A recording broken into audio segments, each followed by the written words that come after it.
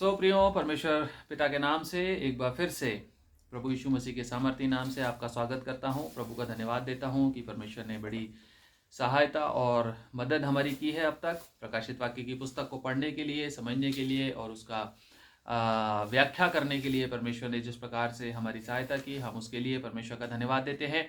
और फिर से एक गैप के बाद हम अपनी बाइबल स्टडी को आगे कंटिन्यू करना चाहते हैं। और हमारे पिछले दिनों जो हमने शुरू किया था प्रकाशित वाक्य की किताब और उसके 16 अध्यायों को हम लोग परमेश्वर पिता की दया से और पवित्र आत्मा की सामर्थ्य से हमने कंप्लीट करके, और जो परमेश्वर ने हमको उस पुस्तक में दिया सीखने के लिए, उन बातों को हमने कर लिया है। और आप लोगों को याद होना चाहिए 16 अध्याय हम कंप्लीट कर चुके हैं। और उसमें हम जो आखिरी चीज़ देख रहे थे वो थे परमेश्वर के प्रकोप के कटोरे, और परमेश्वर का प्रकोप किस प्रकार से अंत के दिनों में जब फाइनल जजमेंट होगा परमेश्वर का, किस तरह से परमेश्वर अंत के दिन में अपने कटोरों को स्वर्गदूतों को देगा और वो उसके क्रोध की जो मदिरा है उस सारी जातियों को पिलाएगा। किस तरह से वो अपने क्रोध को प्रकट करेगा, न्याय करेगा और जो दुष्ट हैं और दुष्टता की शक्तियां हैं उनको नष्ट करेगा, धर्मियों का पलटा लेगा और धर्मियों के लिए एक राज्य की स्थापना करेगा।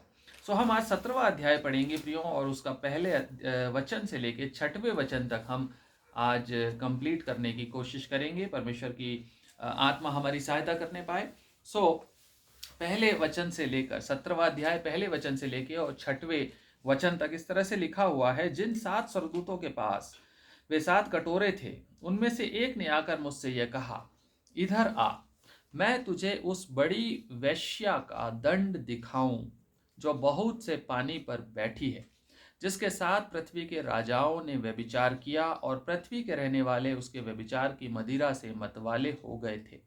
तब वह मुझे आत्मा में जंगल को ले गया, और मैंने लाल रंग के पशु पर जो निंदा के नामों से भरा हुआ था और जिसके 7 सिर और 10 सींग थे, एक स्त्री को बैठे हुए देखा।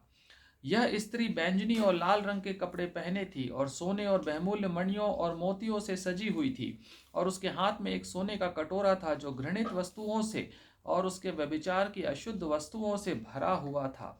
उसके माथे पर यह नाम लिखा था, भेद, बड़ा बेबीलोन, पृथ्वी की वेश्याओं और घृणित वस्तुओं की माता। मैंने उस स्त्री को पवित्र लोगों का लहू और यीशु के गवाहों का लहू पीने से मतवाली देखा। उसे देखकर मैं चकित हो गया। परमेश्वर अपने वचन के पढ़े और सुने जाने पर आशीष दे प्रियो। परमेश्वर का वचन अद्भुत है और ये पोर्शन हमें बहुत कुछ सिखाता है। परमेश्वर का वचन, उसके प्रकाशन की पुस्तक का ये पोर्शन हमें बहुत कुछ सिखाता है। और यदि आप इसको सामान्य बुद्धि से पढ़ना चाहें, समझना चाहें और इसके ऊपर मनन करना चाहें, तो आप अपनी बुद्धि से इसको नहीं समझ पाएंगे। परमेश्वर का आत्मा जब तक हमें ना सिखाए, ना समझाए, हमारी सहायता ना करे, हम इन बातों को समझ नहीं सकते। हमने 16 अध्याय पढ़ लिए प्रियो, और 16वें अध्याय के समापन में जब हम थे, वहां पर हमने इस बात को देखा था कि परमेश्वर का वचन हमें क्या सिखाता है। परमेश्वर का वचन हमसे कहता है, उसके प्रकोप के साथ कटोरे, जो उसके रैथ के 7 बोल्स हैं, वो पृथ्वी के ऊपर उंडेले जाएंगे।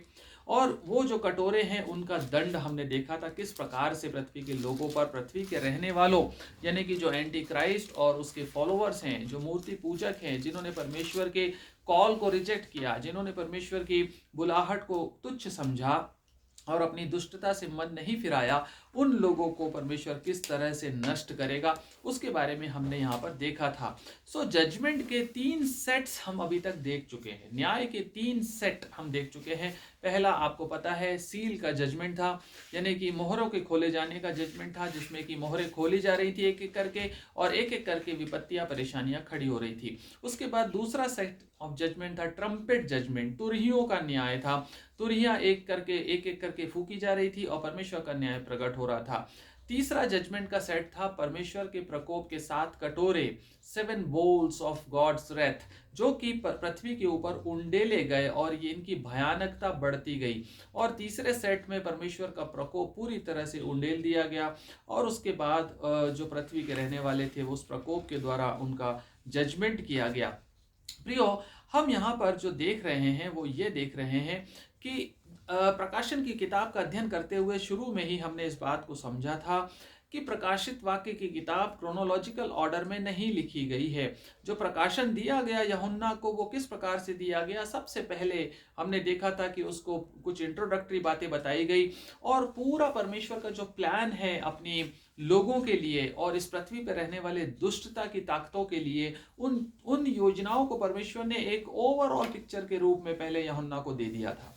सारी इवेंट्स परमेश्वर ने उसको एक जिस्ट में पहले बता दी थी, एक दर्शन में। उसके बाद परमेश्वर उसके अंदर की फाइनल डिटेल्स को एक एक करके रिवील कर रहा है। पहले एक बर्ड्स आई व्यू था, जैसे कि एक पक्षी ऊपर से किसी शहर को देखता है तो उसको पूरा शहर की बाउंड्री दिखाई देती है। किसी मैप को जब हम देखते हैं तो उसकी आउटलाइन और उसकी बाउंड्री दिखाई दे जाती है, लेकिन उसके बाद जब हम उसको क्लोज लुक में जाते हैं तो हमको फाइनल डिटेल्स मिलती हैं। ठीक वैसा ही प्रकाशन की किताब का स्ट्रक्चर है।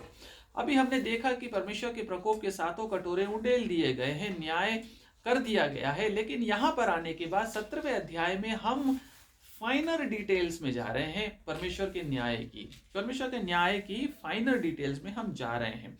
हमने देखा था प्रियो, जो 14वां अध्याय और उसका 8वां वचन था, वहां पर परमेश्वर ने एक प्रकाशन दे दिया था यूहन्ना को कि बड़ा बेबीलोन जो है वो गिरा दिया जाएगा, वो गिर गया। इस तरह से वहां पर आप देखते हैं 14वां अध्याय, यदि आपको याद हो तो स्वर्गदूत एक एक करके आ रहे थे और वो स्वर्गदूत एक एक करके घोषणा कर रहे थे, ये हो गया, अब ये हो गया, अब ये हो गया। वहां पर 8वें वचन में आपने देखा था एक बात कही गई थी, फिर इसके बाद एक और दूसरा स्वर्गदूत यह कहता हुआ आया, गिर पड़ा, वह बड़ा बेबीलोन गिर पड़ा जिसने अपने व्यभिचार की कोपमय मदिरा सारी जातियों को पिलाई है। गिर पड़ा, एक न्याय, एक जजमेंट 14वें अध्याय के 8वें वचन में ही बता दिया गया था बेबीलोन का, लेकिन 17वें अध्याय से उसकी डिटेल्स हमको मिलना शुरू होती हैं। वो बेबीलोन कैसे गिरेगा, बेबीलोन है क्या और किस प्रकार से गिराया जाएगा, किस प्रकार से नष्ट किया जाएगा परमेश्वर के द्वारा। 14:8 में जो बात कही गई थी उसकी फाइनल डिटेल्स हमको 17वें अध्याय में मिलना शुरू होती है और 19वें अध्याय तक चलती है। 17वें अध्याय के पहले वचन से एक सेक्शन शुरू होता है डिस्ट्रक्शन ऑफ बेबीलोन का, बेबीलोन को डिस्ट्रॉय करने का परमेश्वर की योजना और उसका प्लान, और चलता है 19वें अध्याय के 5वें वचन तक। 19वें अध्याय के 5वें वचन तक आपको इनके डिस्ट्रक्शन की ही बातें, बेबीलोन के साथ परमेश्वर का न्याय कैसे किया जाएगा उसकी बातें आपको देखने को मिलेंगी। प्रियो, यहां पर हम देख रहे हैं जो पहला वचन कह रहा है, जिन 7 स्वर्गदूतों के पास वे 7 कटोरे थे उनमें से एक ने आकर मुझसे यह कहा, इधर आ, मैं तुझे उस बड़ी वेश्या का दंड दिखाऊं जो बहुत से पानी पर बैठी है। 7 कटोरे लिए हुए स्वर्गदूतों में से एक स्वर्गदूत यूहन्ना के पास आकर कह रहा है, I want to reveal, I want to show you something. इसका मतलब है यूहन्ना को एक दर्शन मिलने जा रहा है, एक बड़ा विजन मिलने जा रहा है और उस विजन के बारे में स्वर्गदूत बता रहा है कि मैं तुझे दिखाता हूं, I want to show you, तू कुछ देख, मैं तुझे कुछ दिखाना चाहता हूं। और ये जो विजन है, ये प्रकाशित वाक्य की किताब के सेगमेंट्स यदि हम देखें तो तीसरा मेजर विजन है, तीसरा बड़ा विजन है जो यूहन्ना को दिया गया प्रकाशन में। पहला विजन जो यूहन्ना को दिया गया था वो दिया गया था यीशु मसीह के बारे में। सबसे शुरुआत में जब प्रकाशन की किताब शुरू हुई तो यूहन्ना को एक दर्शन मिला और उस दर्शन में उसने यीशु मसीह को देखा। यीशु मसीह क्या है और उसका स्वरूप कैसा है, उसकी आंखें कैसी हैं, उसका चेहरा कैसा है, उसके पैर कैसे हैं, उसके पैर कैसे हैं, उसके पंख कैसे, मतलब उसका जो आभा मंडल है या उसका जो स्ट्रक्चर है यीशु मसीह का, वो किस प्रकार का है, उसकी आंखें, इन बातों को आपको याद होना चाहिए, हमने अध्ययन कर लिया है कैसा है। ये पहला मेजर विजन था। दूसरा मेजर विजन क्या था यूहन्ना का? दूसरा जो सेगमेंट था विजन का यूहन्ना के पास, वो था सील्स के खोले जाने का। वहां पर भी स्वर्गदूत ने उसको दिखाया, देख, सील्स खुलने का जो विजन था, अनसीलिंग और ओपनिंग और breaking of the seals was the second major vision, and the unleashing of the seal judgement और 7 ट्रम्पेट जजमेंट जो था वो दूसरा बड़ा विजन था यूहन्ना को जो मिला। तीसरा बड़ा विजन यहां से शुरू हो रहा है, परमेश्वर का बेबीलोन को नष्ट करने का प्लान, बेबीलोनियन सिस्टम को, इंफ्रास्ट्रक्चर को, उस बड़ी स्ट्रक्चर को खत्म करने का समाप्त करने का, शैतान के गढ़ों को ढा देने का डिवाइन प्लान, जिसको बोला जाता है consummation of God's plan of redemption, परमेश्वर का रिडीम करने का, पूरी तरह से पृथ्वी को दुष्टता से छुड़ा कर निकाल लेने का जो प्लान है, वो यहां से शुरू होता है। इस सेगमेंट में हम यहां पर देखेंगे। यहां पर वो कहता है कि आ मैं तुझे दिखाऊं, क्या दिखाऊं? उस बड़ी वैश्या का दंड दिखाऊं। एक बड़ी, इंग्लिश में बोलता है ग्रेट प्रोस्टिट्यूट, एक व्यभिचारिणी का तुझे मैं दंड दिखाता हूं। ये इंट्रोडक्शन है उसके विजन का। क्या दिखाने जा रहा है? 17:1 से 19:5 तक वो ये दिखाने जा रहा है, the judgment of God upon the Babylonian harlot Babylonian system. जो व्यभिचारिणी सिस्टम है उसके खिलाफ परमेश्वर जो करने जा रहा है उसका दर्शन यूहन्ना को देने जा रहा है। प्रियो, जो बड़ी वैश्या की बात है, ये एक गंभीर बात है, हम इसको हल्के में ना समझें। व्यभिचार आत्मिक है। परमेश्वर का वचन हमको बताता है ये व्यभिचार आत्मिक है, जिसके बारे में परमेश्वर बता रहा है। ये शारीरिक व्यभिचार की बात नहीं कर रहा। हम मनुष्य हैं, हम कई बार शारीरिक तरीकों से सोचने लगते हैं, लेकिन शरीर के पाप जो हैं वो परमेश्वर के सामने मान लिए जाएं, उनको परमेश्वर माफ करता और हमको छुटकारा देता है, हमें अपने अनुग्रह में लेकर आता है। आत्मिक व्यभिचार के पाप यदि हम सुधारने को तैयार नहीं हैं तो परमेश्वर कभी भी उन पापों से हमको उन पापों के लिए हमको दंड देगा। और यदि बार बार बुलाए जाने पर भी हम पश्चाताप ना करें, अपने आत्मिक व्यभिचार से मन ना फिराएं, हम बार बार बैकस्लाइड होकर लौट कर उसी कीचड़ में जाते रहे, आत्मिक व्यभिचार में, जो परमेश्वर पसंद नहीं करता, तो ऐसे बेबीलोनियन सिस्टम का हम हिस्सा बन जाते हैं, जिसका हिसाब किताब परमेश्वर यहां शुरू कर रहा है। प्रियो, इज़राइल को परमेश्वर ने व्यभिचारिणी कहा था। पुराने नियम में यदि आपको याद हो, होशे नबी की किताब और उसका 2 अध्याय 5वां वचन, इज़राइल को परमेश्वर ने एक प्रोस्टिट्यूट का दर्जा दिया था, क्योंकि इज़राइल परमेश्वर को छोड़कर मूर्ति पूजकों के पीछे चला गया, परमेश्वर को छोड़कर मूर्ति पूजा में लिप्त हो गया, परमेश्वर को छोड़कर उसकी आज्ञाओं को टालकर उसकी विधियों और व्यवस्थाओं को रिजेक्ट कर इज़राइल, जो उसका चुना हुआ वंश था, वो अन्य देवी देवताओं की उपासना में लिप्त हो गया, मूर्ति पूजक बन गया। इसलिए परमेश्वर ने उसको व्यभिचारिणी का दर्जा दिया था। इज़राइल को कहा था कि she is the mother of all prostitutes. Hosea 2:5, उनकी माता ने छिनाला किया है, जिसके गर्भ में वे पड़े उसने लज्जा के योग्य काम किया है। उसने कहा, मेरे यार माय फ्रेंड्स, जो मुझे रोटी, पानी, ऊन, सन, तेल और मद्य देते हैं, मैं उन्हीं के पीछे चलूंगी। इज़राइल, मैं उन्हीं के पीछे चलूंगी जो मुझे ये सब चीजें देते हैं, जो मुझे रोटी, पानी, ऊन, सन, तेल और मद्य, वाइन देते हैं, मैं तो उनके पीछे चलूंगी। इसको छिनाला कहा है परमेश्वर के वचन में। बड़ा हार्श वर्ड है, but she is a prostitute, she is a deceptive lady. इस तरह का डिस्क्रिप्शन किया गया है, धोखेबाज। जब नीनवे नगर की बात आती है पुराने नियम में, नीनवे नगर को भी परमेश्वर ने व्यभिचारिणी नगर कहा था। क्यों? क्योंकि वो गरीबों के ऊपर अत्याचार करती थी और उसने अपने पावर का मिसयूज किया। मैं आपको इसलिए ये बातें बता रहा हूं ताकि आप समझ पाए कि परमेश्वर इस बड़ी वेश्या का दर्जा किसको दे रहा है, किसको वो बड़ी वेश्या कह रहा है, किस सिस्टम को। ये बेबीलोनियन सिस्टम है क्या जिसको परमेश्वर व्यभिचारिणी, प्रोस्टिट्यूट बोल रहा है अपने वचन में। व्यभिचार परमेश्वर के वचनों में देखेंगे, आत्मिक व्यभिचार को परमेश्वर ने पुराने नियम में डील किया। इज़राइल को उसने कहा यह व्यभिचारिणी बन गया। उसके बाद उसने नीनवे नगर को कहा कि यह व्यभिचारिणी नगर है। क्यों?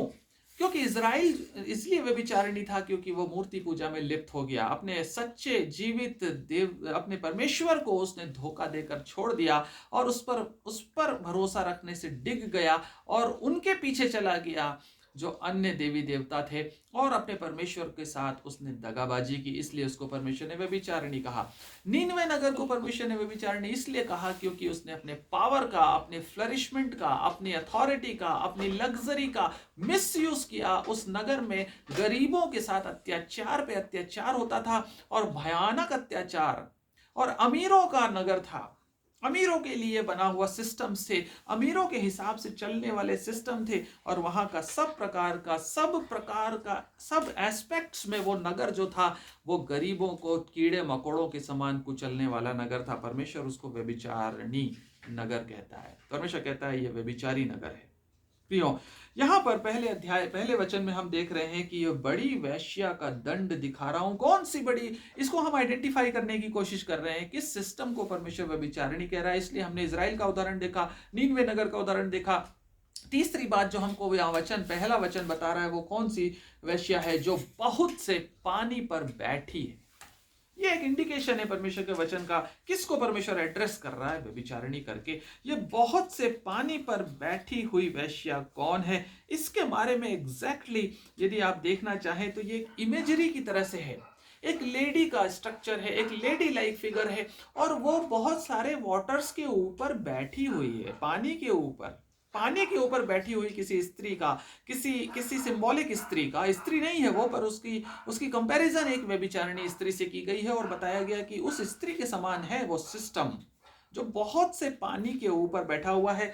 और यूहन्ना को शायद ये विजन इसलिए दिया गया क्योंकि यूहन्ना रोमन सिस्टम से एक्वाइंटेड था, उसको मालूम था कि रोमन सिस्टम में क्या क्या होता था, किस प्रकार का ये सिस्टम दिखना चाहिए, इसीलिए उसको उसी प्रकार की इमेजरी में परमेश्वर ने दर्शन दिया। और रोम में एक देवी हुआ करती थी, गॉडेस, जिसका नाम था रोमा नाम की देवी का वर्णन रोम के सिस्टम में आता है, जो कि 7 पहाड़ियों के ऊपर बैठी हुई दिखती है। 7 पहाड़ियों के ऊपर बैठी हुई है और उसके हाथ में एक तलवार है। इस प्रकार से एक स्त्री का वर्णन रोमन सिस्टम में आता है, जो कि वेस्पेसियन नाम के रोमन सम्राट के समय में सिक्कों के ऊपर इस गॉडेस का पिक्चर इम्बोस होता था। वेस्पेसियन नाम का रोमन सम्राट था, उसके समय में जो सिक्के चलाए गए रोमन साम्राज्य में, उन सिक्कों के ऊपर रोमा देवी, रोमा गॉडेस का प्रिंट हुआ करता था, और उस प्रिंट में उस देवी को ऐसा ही दिखाया गया था।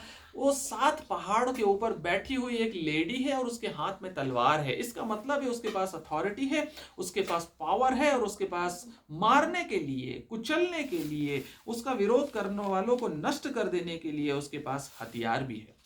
सो उस प्रकार की कुछ इमेजरी यूहन्ना को दिखाई गई कि देख, ये रोमन सिस्टम है, ये बेबीलोनियन सिस्टम है जिसको मैं खत्म करने जा रहा हूं।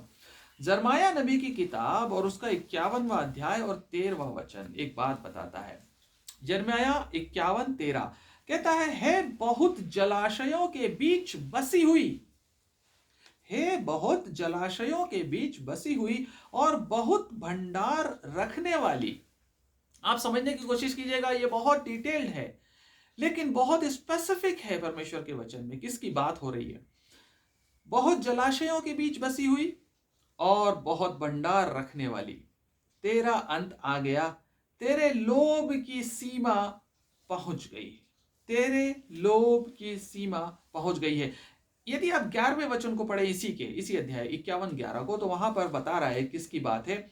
उसने बेबीलोन का नाश करने की कल्पना की है, बेबीलोन का नाश करने की कल्पना की है, और इसी को वो कहता है बहुत जलाशयों के बीच बसी हुई नगरी है ये। बहुत से पानी के 2 मीनिंग है प्रियो यहाँ पर। पहला मीनिंग है एक सिटी के बारे में बताया जा रहा है, एक शहर के बारे में बताया जा रहा है जो कि बहुत से जलाशयों के बीच में बसी हुई है। आप जानते हैं ये कौन सी सिटी है?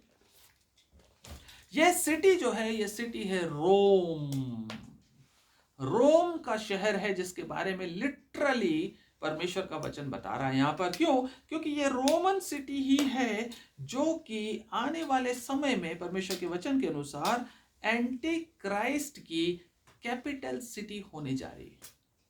रोमन नगर जो है, रोम जो नगर है, उस रोम नगर का जो वर्णन है परमेश्वर के वचन में, वो एंटी क्राइस्ट के रेफरेंस में बताया जाता है कि मसीह विरोधी का हेडक्वार्टर रोम में होना चाहिए, होगा आने वाले समय पर। और ये जो शहर है ये जलाशयों के ऊपर बसा हुआ है। कैसे? ये फरात नदी के किनारे पर बसा हुआ शहर है, यूफ्रेट्स नदी के किनारे पर बसा हुआ शहर है। और यूफ्रेट नदी के बारे में आपको बहुत कुछ पहले बताया जा चुका है, मैं सोचता हूं आपको याद होगा। फरात नदी में से बहुत सारी कैनाल्स निकलती हैं।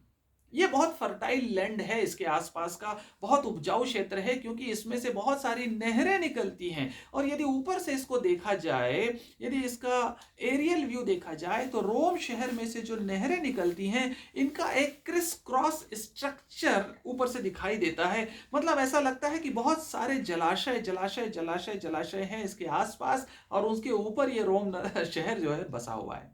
बहुत से जलाशयों के ऊपर बैठी हुई स्त्री रोम नगर ही होना चाहिए, क्योंकि ये स्त्री के बारे में इसी प्रकाशित वाक्य में, इसी 17वें अध्याय में आखिरी पद में, सॉरी 15वें पद में, शायद 15वां वचन है, देखते हैं कौन सा है। 15वां वचन है 17वें अध्याय का 15वां वचन। यस 15वां वचन। 15वां वचन कहता है कि ये जो वैश्या जिस पानी पर बैठी है, वो पानी क्या है? वो पानी है लोग और भीड़ और जातियां और भाषाएं। प्रियो, पहला मीनिंग जो है इस बहुत से पानी के ऊपर बैठी हुई स्त्री का, वो है रोम शहर, लिटरल मीनिंग। और दूसरा मतलब है जो पानी नीचे दिखाया गया, जिसको जलाशय कहा गया है, वो पानी क्या है? वो पानी है बहुत सारे लोग, भीड़, भाषाएं, जातियां। इसका मतलब क्या हुआ? इसका मतलब यह हुआ कि वो जो स्त्री है, वो जो नगर है, वो जो शहर है, और उस शहर का जो पावर है, उस शहर के जो लीडर्स हैं, उस शहर में जिसका हेडक्वार्टर है, जिसकी किंगडम है, वो दुनिया भर के लोगों के ऊपर बैठा है, जातियों के ऊपर बैठा है, नगरों के ऊपर बैठा है, भीड़ के ऊपर बैठा है, भाषाओं के ऊपर बैठा है। इसका मतलब है वो दुनिया भर के लोगों को कंट्रोल कर रहा है। बहुत सारे पानी के ऊपर बैठी हुई स्त्री का मतलब है एक ऐसा सिस्टम, एक ऐसा बेबीलोनियन सिस्टम जो पूरी दुनिया को इन्फ्लुएंस कर देगा आने वाले दिनों में, पूरी दुनिया को अपने नीचे दबा कर रखेगा। और बहुत सारे लोग इसके बहकावे में और इसकी पावर के फैन हो जाएंगे, इसके पीछे चलने के लिए पागल हो जाएंगे लोग। ये ऐसा सिस्टम बनने जा रहा है जिसको स्त्री के रूप में बताया गया, ये बेबीलोनियन सिस्टम है। लिटरल मीनिंग में ये रोम शहर के आसपास का हेडक्वार्टर है, रोम शहर के अंदर होना चाहिए, क्योंकि ये शहर के बारे में आगे भी लिखा हुआ है 18वें वचन में, इसी 17 के 18वें वचन में लिखा है, स्त्री जिसको तूने देखा वो कौन है? वो बड़ा नगर है जो पृथ्वी के राजाओं पर, एक नगर इतना पावरफुल हो जाएगा जो पृथ्वी भर के राजाओं पर राज्य करेगा। दुनिया भर के लोग आगे पीछे घूमेंगे, बड़े बड़े पॉलिटिकल लीडर्स और बड़े बड़े प्राइम मिनिस्टर्स चाहेंगे कि इस रोमन सिस्टम के साथ हमारी डीलिंग हो जाए। जैसे आज या आज से कुछ समय पहले तक या अभी भी हम वेस्ट के पीछे भागते हैं, अमेरिका सारी दुनिया का दादा बनता है, सारी दुनिया के ऊपर वो लीड करता है। छोटे छोटे देशों को उसने कर्जा देकर के गुलाम बना रखा, छोटी छोटी कंट्रीज को उसने सहायता के नाम पे करोड़ों रुपए दान में दे रखे हैं, अरबों रुपयों का लोन दे रखा है, और सारे लोगों को वो कंट्रोल करता है। आज किसी भी देश के किसी कोने, किसी दुनिया के किसी देश में कोई उथल पुथल होती है, अमेरिका वहां से उंगली उठाकर बोलता है शायद खबरदार कुछ किया तो, नहीं तो मैं देख लूंगा। और वो लोग डरते हैं इससे। ये एक इंडिकेशन है, इस प्रकार का सिस्टम आज हम अमेरिका के धन और उसकी पावर के आगे सारी दुनिया एक बार सोचती है उसके खिलाफ जाने से पहले। इसी का एक एक्सट्रीम होने जा रहा है अंत के दिनों में, बेबीलोनियन सिस्टम। इसी प्रकार का पावरफुल सिस्टम होगा जो दुनिया भर के राजाओं के ऊपर बैठा होगा, चढ़ के उनके सिर के ऊपर, उसके पैरों के नीचे होंगे, कदमों पे पड़े हुए होंगे देश और राजा। और ये सिस्टम है वो बड़ी वैश्या, ये नगर और इस नगर का सिस्टम है वो वैश्या, जिसके बारे में परमेश्वर दंड देने जा रहा है और बता रहा है कि ये सिस्टम जो है मैं इसको बर्बाद करने जा रहा हूँ। प्रियो, वैश्या का मतलब आप जानते हैं, ज़्यादा मुझे डिटेल में जाने की ज़रूरत नहीं है, लेकिन यहाँ पर जो स्पेसिफिक मीनिंग है वो ये है कि हमारी मंगनी किसी के साथ हुई है, लेकिन व्यभिचार में हम दूसरे के साथ हैं। हमारी मंगनी एक पुरुष के संग हो गई, लेकिन हमारा मन जो है किसी दूसरे के पीछे लगा है, यह है आत्मिक व्यभिचार और यह है इस वेश्या का काम जो बैठी हुई है नगर के ऊपर। यह नगर के रूप में बैठी हुई है। परमेश्वर का वचन कहता है यदि हम संसार से प्रेम रखते हैं तो परमेश्वर से बैर रखते हैं। स्पष्ट है प्रियो, क्लियर है, चाहे वो संसार हमारा पैसा हो, हमारा मोबाइल हो, हमारा घर हो, हमारे रिश्ते हो, हमारे स्ट्रक्चर्स हो, हमारी नौकरी हो, हमारा सोना चांदी हो, ये सब हमारे लिए यदि प्रेम का कारण बनता है, यदि इनसे हम प्रेम करना शुरू कर देते, हम परमेश्वर से बैर रखना शुरू कर देते, हम उस बेबीलोनियन सिस्टम का पार्ट बनने लगते हैं। यदि anyone loves the world, the love of the father cannot be in him। यदि कोई इन चीजों से प्रेम करता, संसार से प्रेम करने का मतलब है पावर से प्रेम करना, ऑनर से प्रेम करना, पैसे से प्रेम करना, रिश्तों नातों को परमेश्वर के से बड़ा मान लेना, लोगों की चापलूसी करना, इनाम के लिए भागना, पैसे के लिए भागना, यह सिस्टम परमेश्वर नफरत करता है। इन सिस्टम से जो हमको बेबीलोन बनाता है, यह व्यभिचार है प्रियो, क्योंकि हमारा प्रेम और हमारा फोकस सिर्फ और सिर्फ परमेश्वर होना चाहिए, उसके बाद बाकी सारी चीजें। लूका 16:13 कहता है कि दो स्वामियों की सेवा तुम एक साथ नहीं कर सकते। बड़ा फेमस वर्स है, आपको आता है, पढ़ने की जरूरत नहीं है। लूका 16:13 कहता है तुम दो मास्टर्स को एक साथ सर्व नहीं कर सकते, क्योंकि एक से प्रेम करोगे तो दूसरे से बैर होगा ही होगा, करना ही पड़ेगा। You can not have, a lady can not have two husbands, a servant can not have two masters. एक मास्टर है जिसकी हम सेवा करते हैं, वो है परमेश्वर, और दूसरा मास्टर है mammons of this earth. Mammons का मतलब है materials, and righteous of this world, money of this world, earthly honour of this world. ये दोनों चीजें एकदम अलग हैं, दोनों चीजें एकदम अलग हैं। और व्यभिचार कब होता है? व्यभिचार तब होता है जब हम दो लोगों को एक साथ लेकर के चलते, इसके साथ भी धोखा करते, इसके साथ भी धोखा करते, उसे कहा जाता है व्यभिचार।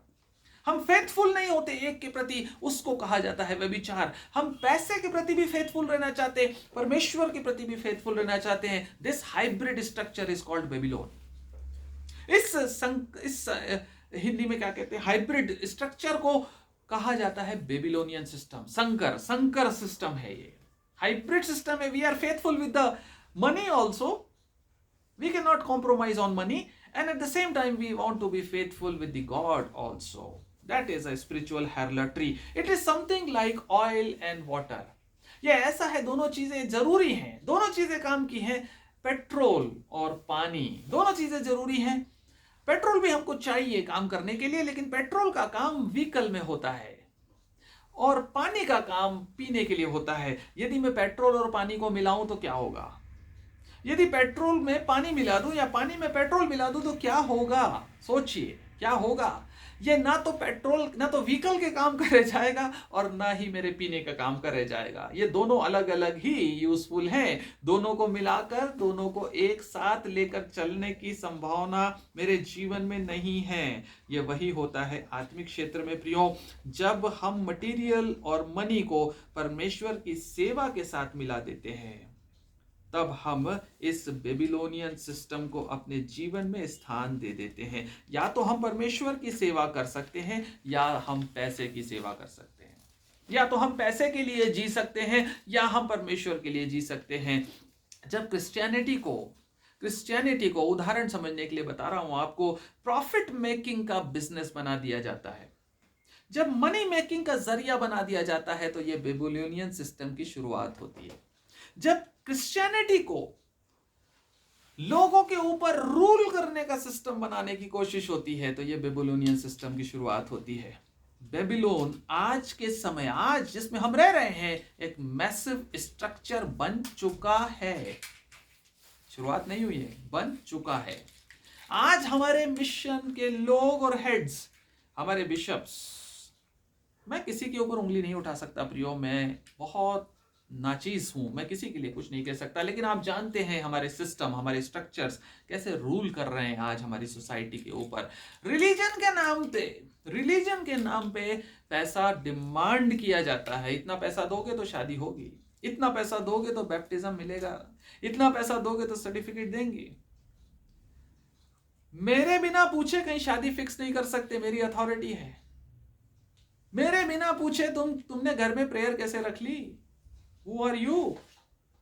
मेरी अनुमति के बिना तुमने चर्च सर्विस के गाने कैसे शुरू कर दिए? प्रियो, मैं कहना चाहता हूं आपको, ये बेबीलोनियन सिस्टम है। दोनों की चाहत, चाहे पॉलिटिकल पावर हो चाहे रिलीजियस पावर हो, दोनों की चाहत एक ही है, लोगों के ऊपर रूल करना। ये बेबीलोनियन सिस्टम है जिसके नीचे सारे नगर आ जाएंगे।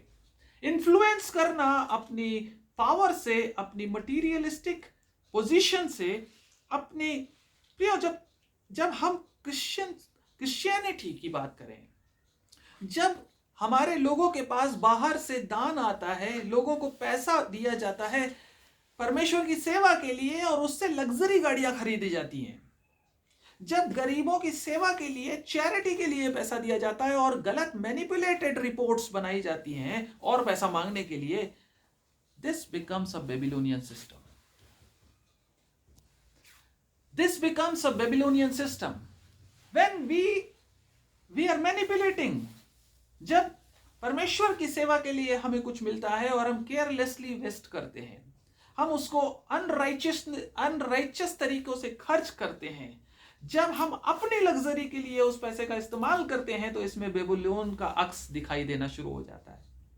ये लग्जरी है, ये मजा करना है, ये एक धंधा बनाना है, ये लोगों को रूल करना है, कंट्रोल करने का सिस्टम है। और बेबीलोन एक ऐसा सिस्टम है जो दुनिया में भी ग्रेटनेस चाहती है और हेवन में भी ग्रेटनेस चाहती है। ये एक ऐसी वेश्या है जो दुनिया में भी रूल करना चाहती है और चाहती है कि स्वर्ग में भी इसको बड़ा स्थान मिले। प्रियो, मजे की बात क्या जानते हैं आप? बेबीलोनियन सिस्टम अन्य जाति नहीं बनाएंगे, बेबीलोनियन सिस्टम क्रिश्चियनिटी बनाएगी। परमेश्वर का वचन कहता है, मैं नफरत करता हूं ऐसी व्यभिचारिणी स्त्री से। ये वेश्या है, ये मेरी दुल्हन नहीं हो सकती, ये वेश्या है, क्योंकि इसने नाम मेरा लिया है, मेरे नाम से कर रही है, मेरा नाम, मेरा सरनेम इसको दिया गया है, लेकिन इसके काम किसी दूसरे के लिए, इसका दिल कहीं और लगा हुआ है। अन्य जाति लोग ये नहीं कर सकते क्योंकि उन्होंने खुलकर व्यभिचार किया है। अन्य जाति लोगों ने कभी यह माना ही नहीं कि हमारी शादी मसीह से हुई है। किसी अन्य जाति ने कभी यह नहीं कहा कि मैं मसीह का फॉलोवर हूं, I am not a Christian, I am not a follower of Christ. वो तो वैश्यावृत्ति कर ही नहीं सकता, वो तो खुला हुआ है। उसने तो फेथफुलनेस अपने पति के साथ रखी है। उसने कहा मैं शैतान का पुजारी हूं, हाँ हूं, मैं तो फेथफुल हूं अपने पति के साथ। वैश्या तो वो है जिसने कहा है कि मैं मसीह के साथ, लेकिन वो है दुनिया के साथ। यह बेबीलोनियन सिस्टम है प्रियो, जो कि जिसकी शादी पैसे के साथ हो गई और वो जिसकी शादी मसीह के साथ हुई, लेकिन व्यभिचार करने वो पैसे के साथ जाती है। प्रियो, ये बेबीलोनियन सिस्टम है, सो कॉल्ड क्रिश्चियन सिस्टम है ये। और ये जो 7 विपत्ति के कटेरे हुए स्वर्गदूत लेकर आ रहा है, ये आकर के और इसको दिखाता है कि देख, ये है वो वेश्या, ये है वो स्त्री जो बहुत से पानी के ऊपर बैठी हुई है। दूसरा वचन हमको कहता है, प्रकाशित वाक्य 17 का दूसरा वचन क्या कहता है? ये ऐसी स्त्री है जिसके साथ पृथ्वी के राजाओं ने व्यभिचार किया और पृथ्वी के रहने वाले उसके व्यभिचार की मदिरा से मतवाले हो गए थे। राजाओं के साथ व्यभिचार का मतलब क्या है? राजा का मतलब होता है power, someone who is in royal status, कोई ऐसा जो अधिकार में है। पृथ्वी के राजा जो होंगे अंत के दिनों में प्रधानमंत्री और राष्ट्रपति और प्रेसिडेंट्स हुआ करेंगे। और ये सिस्टम ऐसा होगा कि ये राष्ट्रपति और ये प्रधानमंत्री किसके साथ व्यभिचार कर रहे हैं जानते हैं आप? ये व्यभिचार करेंगे रिलीजियस सिस्टम के साथ। This is a blend of religion and politics. आप समझ रहे हैं? ये एक ऐसा ब्लेंड होने जा रहा है, मिक्सचर होने जा रहा है, जहां पे क्रिश्चियनिटी का नाम लिया जाएगा, रिलीजन का नाम लिया जाएगा, क्राइस्ट का नाम लिया जाएगा, लेकिन हाथ और हाथ मिलाए किनसे जाएंगे? पॉलिटिकल लीडर्स के साथ मिलकर ये काम किए जाएंगे। और ये क्यों किया जाएगा? क्योंकि दोनों का फायदा है, दोनों का पर्पस है रूल करना लोगों के ऊपर, दोनों का पर्पस है लग्जरी लेना, दोनों का पर्पस है राजा बन के मजे करना, दोनों का पर्पस है दुनिया के लोगों के ऊपर रूल करना। और इतिहास बताता है कि 2000 सालों से ये होता आ रहा है, 2000 सालों से ये होता आ रहा है, और उससे भी पहले उससे भी पहले प्रियो, यूहन्ना के समय में ये जो स्त्री है इसका वर्णन रोम के समान दिखाया गया है। यूहन्ना के समय में रोमन एम्पायर इसी प्रकार की करप्ट एम्पायर थी, इसी प्रकार का साम्राज्य था जो भ्रष्ट था। रोमन एम्पायर भ्रष्ट एम्पायर था उस समय में, जब यूहन्ना को ये विजन मिला था। इससे पहले से इस प्रकार के सिस्टम चले आ रहे हैं, करप्ट सिस्टम, अत्याचारी सिस्टम, चाहे फिरौन हो, चाहे नबूकदनेस्सर हो, चाहे मॉडर्न वर्ल्ड में हिटलर हो, चाहे रूस में स्टालिन हो, चाहे चाइना में माओ हो। ये सिस्टम्स ऐसे रहे हैं जिन्होंने अत्याचार किया, कुचल के रख दिया, तानाशाही कर दी और गरीबों को कुचल के रख दिया, और अपनी बात मनवाने के लिए, अपनी लग्जरी, अपनी रूलरशिप को मेंटेन रखने के लिए इन्होंने सब प्रकार के अत्याचार किए। और जब ये राजाओं के काम सीधे सीधे नहीं बने तो इन्होंने क्या किया, इन्होंने रिलीजन को अपने साथ मिला लिया। 2000 साल से ये होता आ रहा प्रियो, जब रिलीजन और पॉलिटिक्स की मैरिज हो गई। आपको पता है हम जो क्रिसमस मनाते हैं उसकी शुरुआत कहां से हुई है? आप जानकर ताज्जुब करेंगे, जो क्रिसमस का सेलिब्रेशन हम लोग करते हैं, ये सेलिब्रेशन बेबीलोनियन सिस्टम का हिस्सा बन गया है। 300 एडी में, लगभग अराउंड 300 एडी में, चौथी सेंचुरी में, यीशु मसीह के जाने के बाद 300 साल के बाद एक रोमन एम्पायर, एक रोमन सम्राट था जिसका नाम था कॉन्स्टेंटाइन। कॉन्स्टेंटाइन ने अपने आप को क्रिश्चियन डिक्लेयर कर दिया। वो एम्पायर, वो सम्राट था, राजा था, लेकिन उसने क्या किया, उसने कहा कि मैं क्रिश्चियन हूं, मैं क्राइस्ट के पीछे चलूंगा। और उसने ये करने के बाद एक काम किया, उसने करने के बाद जो वहां का बिशप था, जो रिलीजियस लीडर था, उसके साथ दोस्ती कर ली। बोले अब कोई प्रॉब्लम नहीं, मैं भी क्रिश्चियन बन गया, तुम बिशप हो, हम दोनों मिलकर यहां पर रूल करेंगे। और उसने अपने आप को चर्च का हेड डिक्लेयर कर दिया। कॉन्स्टेंटाइन ने अपने आप को चर्च का हेड डिक्लेयर कर दिया। और चर्च क्या करेगा, कैसे आगे बढ़ेगा, कैसे आराधनाएं होंगी, कैसे हम लोग आगे बढ़ेंगे, ये सारे डिसीजन सम्राट लेने लगा। बिशप ने अपनी जान बचाने के लिए, अपने फायदों के लिए सम्राट के आगे सरेंडर किया। सम्राट ने बिशप को अपने साथ मिलाया ताकि जो फॉलोअर्स हैं क्रिश्चियनिटी के, सब मेरे कब्जे में आ जाएं। और ये शुरुआत वहां से हो चुकी थी। और ये सब कुछ रोम से शुरू हुआ है। मजे की बात, रोम से शुरू हुआ। और यूहन्ना ने प्रकाशन में इस बात को बता दिया था कि ये जो रोम है, ये क्या है, 7 पहाड़ों पर बैठी हुई नगरी है। ये स्त्री कौन है? 7 पहाड़ों पर बैठी हुई स्त्री है। इसी 17 के 9 में आपने अभी पढ़ा क्या था, उस बुद्धि के लिए जिसमें ज्ञान है यही अवसर है, वे 7 सिर 7 पहाड़ हैं जिन पर वह स्त्री बैठी है। 7 पहाड़ों के ऊपर बसी हुई नगरी है रोम, जलाशयों के ऊपर बैठी हुई नगरी है रोम। और 18वें वचन में आपने पढ़ा कि रोम जो है वो कौन सी स्त्री है? जो पृथ्वी के राजाओं पर राज्य करती है, वो नगर है। सदियों से क्रिश्चियन लीडर्स, पॉलिटिकल लीडर्स के साथ हाथ में हाथ मिलाकर काम करते आ रहे हैं। और ज्यादातर ये बातें रोम से हो रही हैं, रोम से हो रही हैं। आज भी आप नजर उठा के देख लीजिए, जिसमें बुद्धि हो उसके लिए अवसर यही है। रोम में जो सिस्टम बैठा हुआ है, रोम में जो सिस्टम बैठा हुआ है, वो सिस्टम दुनिया के पॉलिटिक्स को इन्फ्लुएंस करना शुरू कर चुका है। दुनिया के बड़े बड़े राष्ट्रपति और प्रधानमंत्री, हमारे प्रधानमंत्री भी अभी गए हैं 1-2 महीने पहले, और वहां मत्था टेक के आए हैं। प्रियो, बड़े बड़े लोग उस जगह पर जाकर के माथा टेक रहे हैं उस सिस्टम के सामने, जो करप्ट क्रिश्चियनिटी, स्पिरिचुअल हैर्लॉटरी का रिजल्ट है। प्रियो, दूसरा वचन कहता है, पृथ्वी के राजाओं ने उसके साथ व्यभिचार किया और उसकी मदिरा से मतवाले हो गए, उसके साथ मिक्स हो गए, उसके साथ मिक्स होकर के आगे बढ़ गए। प्रियो, तीसरा वचन कहता है, तब वह मुझे आत्मा में जंगल को ले गया और मैंने लाल रंग के पशु पर, जो निंदा के नामों से भरा हुआ था और जिसके 7 सिर और 10 सींग थे, एक स्त्री को बैठे हुए देखा। यूहन्ना आत्मा में जंगल को गया है। यूहन्ना आत्मा में जंगल को गया। परमेश्वर ने जब यूहन्ना को दर्शन दिए तो उसको आत्मा में परमेश्वर उठाकर लेकर जाता था। तीसरी बार यहाँ पर पहले 1:10 में प्रकाशन की पुस्तक 1 अध्याय 10वें वचन में आत्मा में लेकर गया।